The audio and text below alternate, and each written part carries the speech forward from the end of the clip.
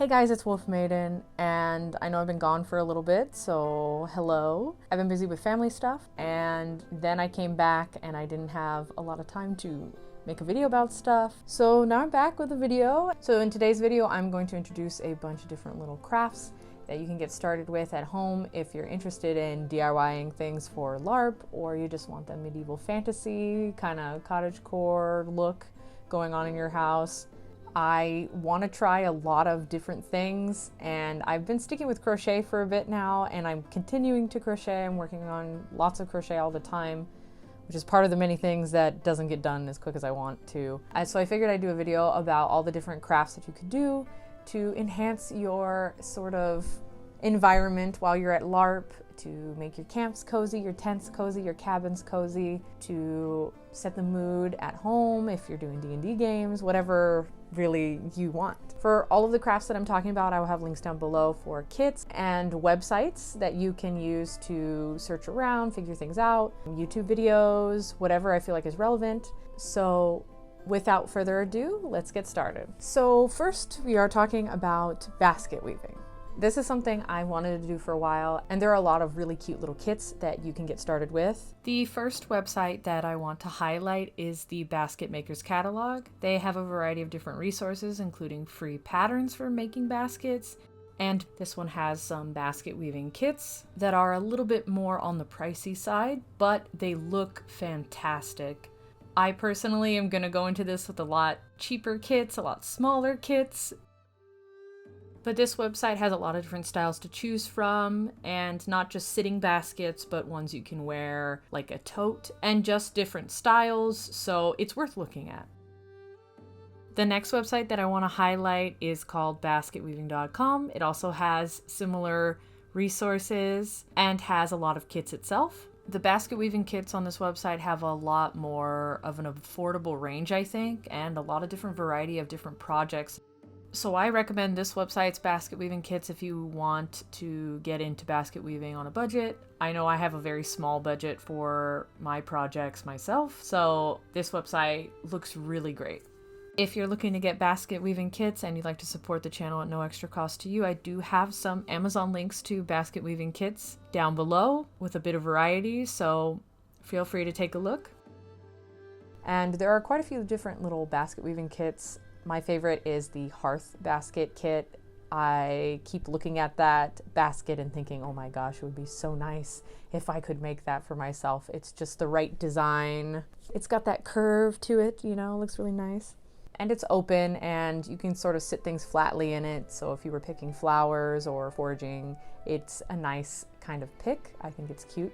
But there are a variety of different baskets you can make and use for your LARP character to carry around, or to place on tables and invite a more warm kind of immersive atmosphere. So next is chainmail making. I want to do this so bad, but for financial reasons and for time reasons, I haven't started to delve into chainmail making. But yeah, chainmail making, huge one. You can make a lot of chainmail stuff or scale mail things that are either adorning or used for actual armor purposes for LARP. And I haven't found very many chainmail making kits that I feel like I would invest in. I think I've seen some for like bracelets and stuff, but I'd prefer more like a shoulder adornment type of thing with scale mail, or like a chainmail mantle. And I don't really see those kits out there, but for what kits I could find, they are linked down below. So I've seen this website a lot on social media for chainmail making. It is called The Ring Lord. They have a lot of resources on here, like chainmail making kits. They've got the tools, rings, scales, laser etched scales. They've got clasps, as well as jewelry supplies. And we're going to take a look at the kits, and there's a lot of different kits here, but most of them are specifically jewelry related, although the Lauren Does Cosplay kits also include that scale mail pauldron that she has, which is pretty cool. So you can take a look at what they offer on here. They also have belts and things like that. So the other website that I want to highlight for chainmail making is Chainmail Joe, which actually does have complete chainmail making kits. So these are all the kits that they offer, and more armor based kits rather than accessories from the Ring Lord.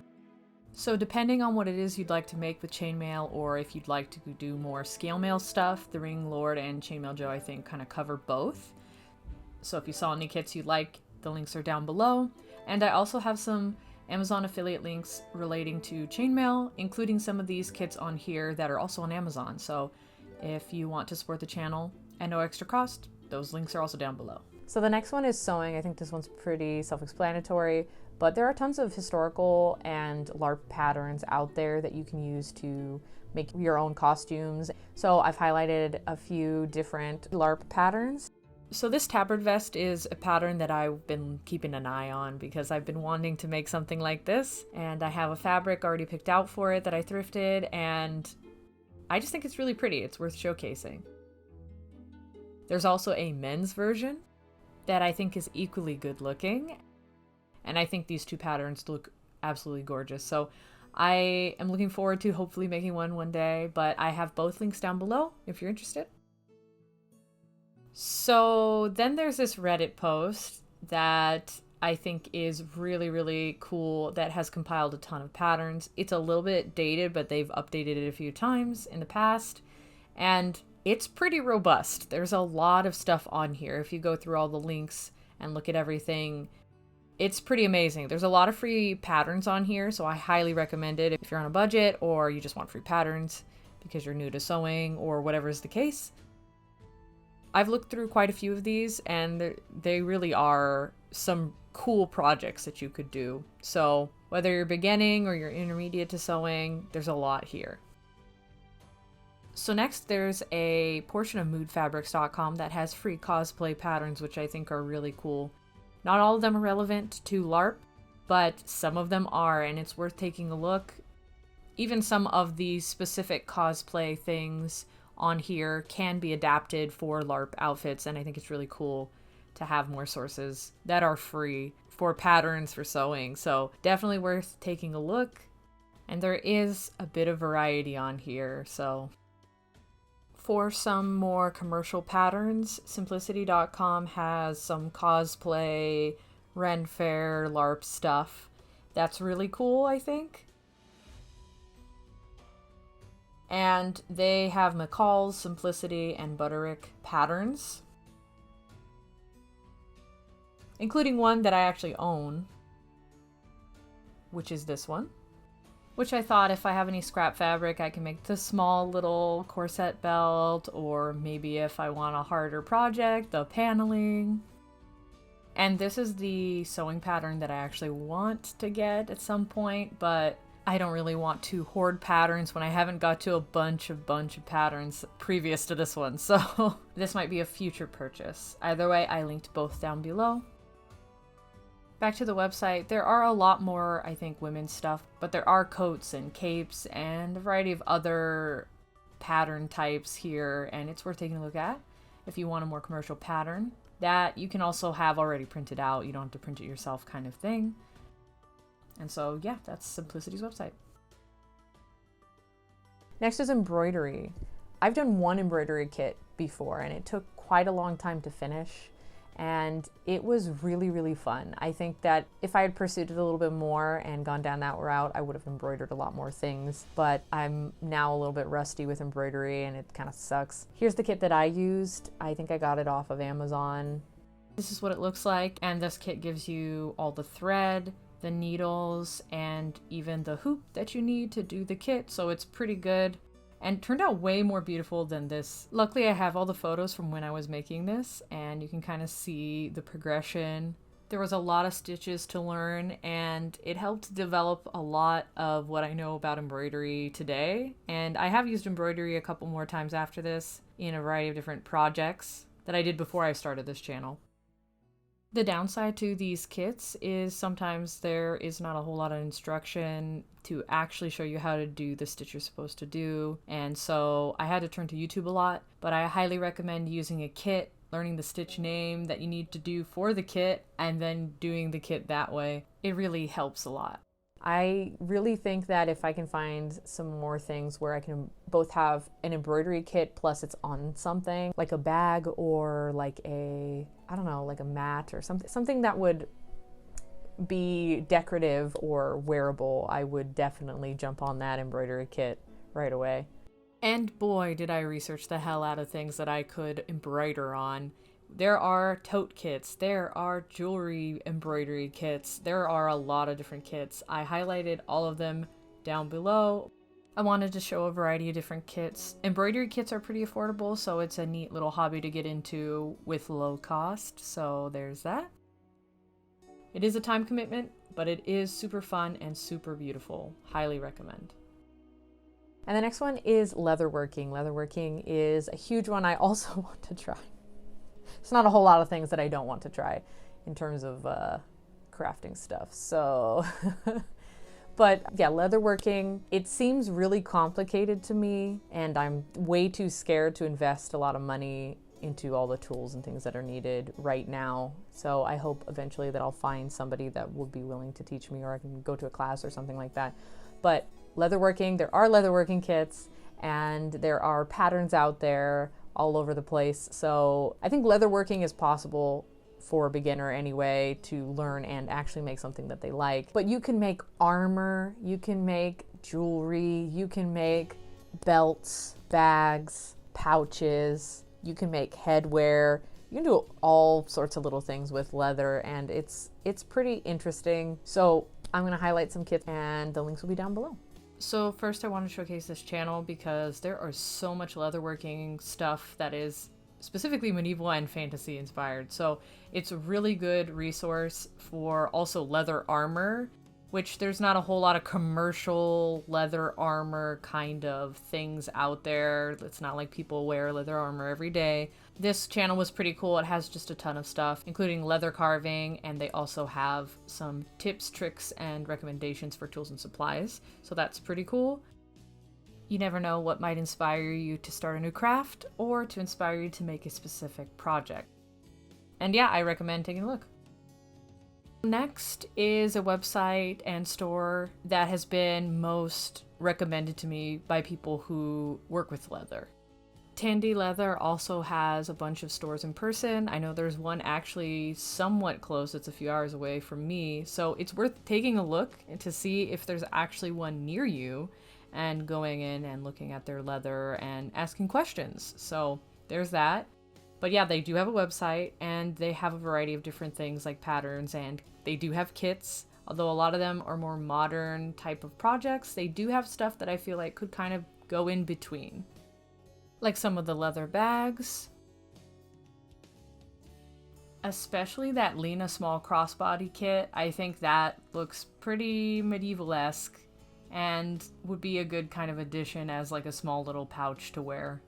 Some of the smaller kind of keychain projects you can use to maybe make little straps to hold other things and just kind of work for your use. And the link for Tandy Leather will be down below. And then there's Weaver Leather Supply, which has less kits that are project-based and more kits for getting a bunch of tools. But they have a variety of different leather crafting supplies, the tools, the leather, everything. So it's an alternative to Tandy Leather if you want to shop around. And this is another big store, so you can take a look at it and browse kind of what they have. They have just such a variety of things. There's a lot to look at, including they have some services, Leather 101, which you might want to check out. They just have a lot of resources for learning as well, so it's cool to be able to take a look at that. I also linked down below a bonus video about making leather armor pattern from scratch, so you can take a look at that if that's more your speed as well. And the video is by Maris Armory, which is a super cool resource for cosplay and LARP stuff, including leather working, so take a look at that. If you're interested, I'll leave a link down below as well. So the next craft that I want to talk about is wood carving, which I think is super cool. That one doesn't seem like it's as hard to get into. You just get a kit. You can make spoons and little adornments, little trinkets, things that your character might carry or might have in their camp or in their tent, and just create a more immersive atmosphere for yourself. There's also some historical ones, I think from like Scotland. There's like a cup, I think in particular, with wood carving that's kind of cool. So I'd have to find that.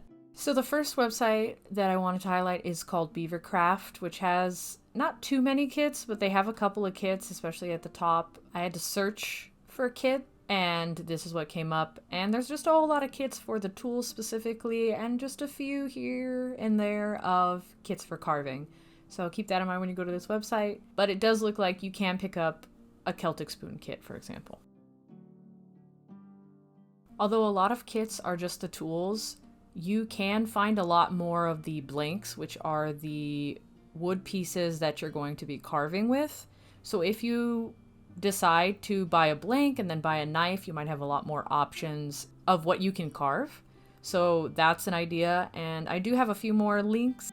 This Etsy page is really cool because it has blanks for different wood carving pendants. So Giles Newman is the shop on Etsy, and I have that link down below. I also linked one specific pendant that I like, which is the hair pendant, which looks like this. Although it says that this is for intermediate carvers, I think you might be able to make a more simplistic version of this, but it is pretty cool. I think it's really adorable to see that you can make pendants, and they're pretty affordable. You buy the blank, you buy your knife, and then you can continue to buy more blanks as long as you have the right knife for the thing that you're carving. So I think it works out pretty well.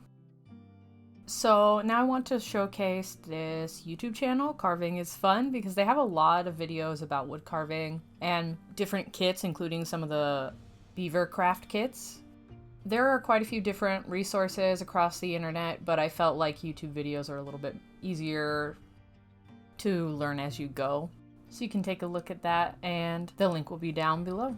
And those are the 6 skills that I wanted to highlight, I wanted to talk about and to share, because I think it's a good idea to try different things and see what sticks, really, and see what you like, because you never really know until you start doing what'll really be satisfying and what'll make you feel excited making it. I'm somebody who genuinely likes to make things, all sorts of things, including trying things that I'm scared to try and trying things that I have a vision for. So hopefully this inspires you to pick up a new craft for LARP. Thank you guys for watching. I hope you enjoyed, and I hope to see you in the next video. Take care.